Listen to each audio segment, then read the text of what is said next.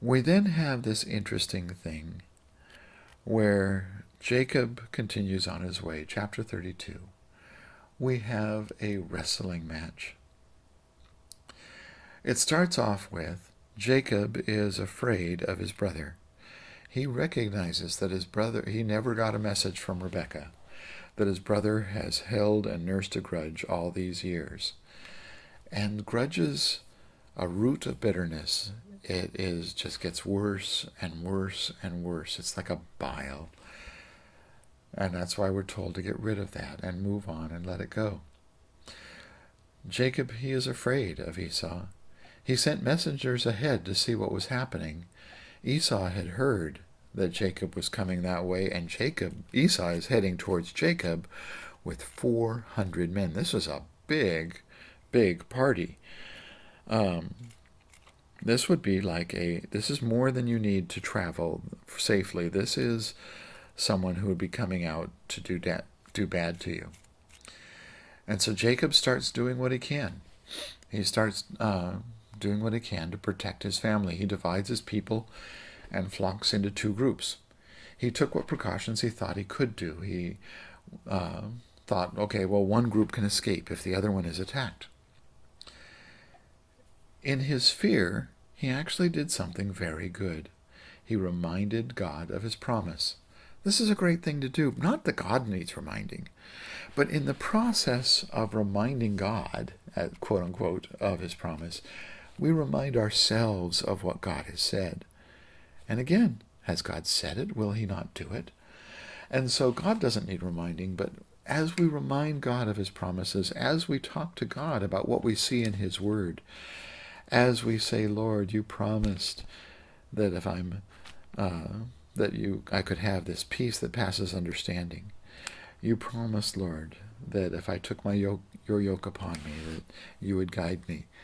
Things like that. As we remind God of his promises, we remind ourselves. And that's a great thing. Jacob also, in his preparations, he prepared a huge set of gifts for Esau. Jacob was rich. He could afford it. But he gave Esau prepared a huge set of gifts. Indeed, we'll see Esau turning it down, or trying to turn it down, and Jacob saying, no, you keep it, it's fine. Because he really did want things to be better between him and Esau. These gifts would be there with Esau, reminding Esau that Jacob is trying to make amends, that Jacob is trying to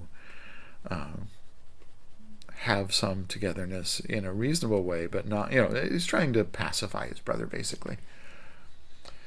Then we have the wrestling match. We have Jacob sent his family and stuff on ahead. He's left alone. He's done what he can to protect them, and now he's left alone. He wrestled with a man, is all it says all night long, either an angel or an appearance of Christ in this. But the bottom line is we're told that God cripples him. Strange thing for God to do, but in crippling him, he totally removed Jacob's ability to prevail in the flesh. Jacob couldn't run away. He couldn't escape. He could no longer flee.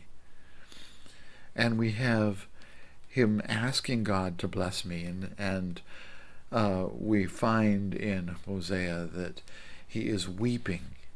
He is pleading to be blessed. He's not negotiating from a matter of strength when he says, I will not let you go unless you bless me. It is the cry of a broken man. Please bless me. I don't want to let you go. Please bless me. And indeed, he is blessed. He is given a new name at that point. He's given the new name Israel, governed by God. So instead of heel catcher or supplanter, governed by God. He is a broken man. Interestingly, we don't see him using that name consistently. That Jacob still struggles with his flesh, like most of us. Jacob goes back and forth. He wants to be governed by God, but he still struggles with his flesh. Now in 33, we see the brothers finally reunited. Here comes Esau with 400 men, And Jacob is now moved in front of his family. And so he's there, he's limping and bowing toward his brother. His family is also bowing towards Esau. It is possible that Esau came out, likely in my opinion, that Esau came out intending to do him harm. But when he saw him limping, and he saw the gifts, and he saw him bowing toward his brother, he saw a change of heart, that Esau's heart was moved in a proper way. Esau went on to Seir. Jacob said he was going to follow him, but Jacob went the other way to Shechem. He was probably in this area for around 10 years. He bought land, he settled down, and Dinah, his daughter, grew up. Don't usually hear about the daughters, but in this case we do. And he erected an altar there called God, the God of Israel. In other words, he erected an altar to his God. He took on the God that with his new name. But we have this horrible incident in Genesis 34. Here he is in Shechem. He's not in Seir, following his brother. He's not in Bethel. He's in Shechem. Not quite where he should be. And there were drastic consequences. Shechem, which is the name of a place and also a person, raped Jacob's daughter, then asked to marry her. He tried to be honorable. Afterwards, he suggested intermarrying with each other. And Jacob's sons told him, okay, but you got to be circumcised. On the third day, 2 sons, Simeon and Levi, killed them. The sons took all of the possessions, wives, and children of the slain. It is interesting that Jacob was not upset about the slaughter as much as how it affected his political position, that he thought about how you have troubled me by making me obnoxious among the inhabitants of the land. And since I am few in number, they will gather themselves together against me and kill me. I shall be destroyed, my household and I. So it was his political position that he was concerned about more than any moral position. We find an interesting situation based on this event, and that's in the lineage of the Messiah. The Messiah comes through Israel, comes through Jacob, but which son? It comes through Judah. Judah was the 4th son. Why not the firstborn, Reuben, or the 2nd and 3rd, Simeon and Levi? Well, Reuben lost the birthright, we'll see, because of sleeping with his father's concubine. Simon and Levi forfeit their rights because of this incident with Dinah. So this incident has a messianic implication, and that is why the lineage comes through Judah. So finally, we have a new name and a new place. Finally, Jacob returns to Bethel. God said to Jacob, arise, go up to Bethel, and dwell there. In other words, stay there, live there. Make an altar there to God, who appeared to you when you fled from the face of Esau, your brother. So go back there and remember what had happened. Jacob gets it right. He has a time of dedication. He said to his household and to all who are with him, put away the foreign gods that are among you. Purify yourself and change your garments. Let us arise and go up to Bethel, and I will make an altar there to God, who answered me in the day of my distress, and has been with me in the way which I have gone.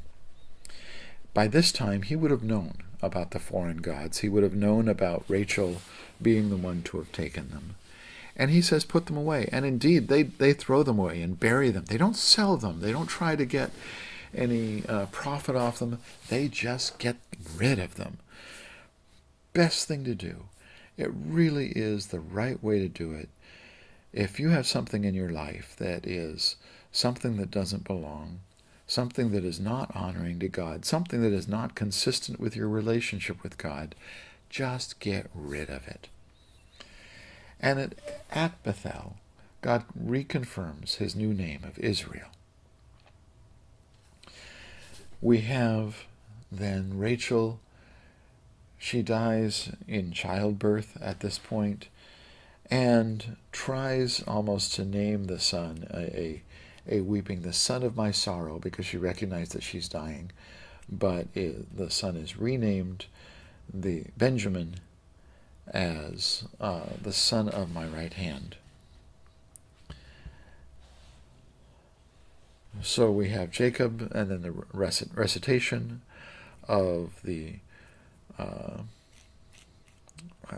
death, and then we have, and it happened when Israel dwelt in the land, this is verse 22, that Reuben went in and lay with Bilhah, his father's concubine, and Israel heard about it. That's why he was eliminated from the line, the heritage. The sons of Jacob were 12. The sons of Leah, and they recites the various things. Jacob came to his father Isaac. So his father Isaac is still alive 20 years later. And Isaac breathed his last and died, and was gathered to his people, being old and full of days. And again we see the sons coming together. In this case, the sons Esau and Jacob buried him. In chapter 36, we see a recitation now of the generation of Esau. Genealogies are given sometimes for completeness, letting us know this is historical record. This is history, not just fable, not just story. The Edomites, the Amalekites, were descendants of Esau. They were the first people that the children of Israel fought as they came out of Egypt. It is possible, looking at this genealogy, that this might be when the book of Job happened. The book of Job is an interesting one because it was the first book written down. It's almost like one of the most important messages that God has for us is that good people can experience bad things. But in this funny chapter, we see that the sons of Esau's sons, Eliphaz, and his son was Taman. We see when Bela died, Jobab, the son of Zerah, reigned in his place. We know that Job reigned, and we have one of his counselors becoming Eliphaz the Temanite. So it's possible that this identifies the timing of the book of Job. The Edomites in particular, coming from Esau, while there was some forgiveness, there was still bad feelings going on. In Numbers 20, the Edomites refused to let Israel cross their land. In 1 Samuel, we see that Saul has to fight them. In 2 Chronicles, we see that they had become idol worshippers. The book of Obadiah deals with this, with the destruction of Edom. We'll get to that if we go that far. Their capital, for a time, was Petra, the rock city.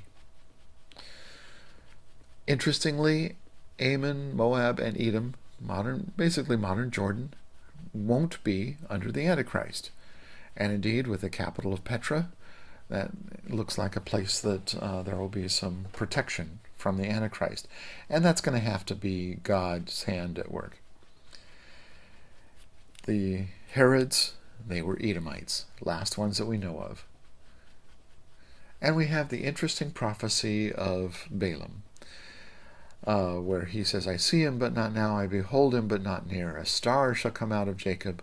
A scepter shall rise out of Israel, and batter the brow of Moab, and destroy all the sons of tumult. And Edom shall be a possession. Seir also, his enemy, shall be a possession, while Jacob does valiantly. Out of Jacob one shall have dominion, and destroy the remains of the city. So ultimately we know that the line of Jacob and Israel, Jacob/Israel, the line of the Messiah, that Jesus himself will have complete possession, complete victory, and that we in him can have that victory. So that's this study. Next time we're going to be finishing up, Lord willing, the entire book of Genesis, the rest of the book, 37 through 50. And we have the wonderful, wonderful story of an amazingly faithful man, Joseph.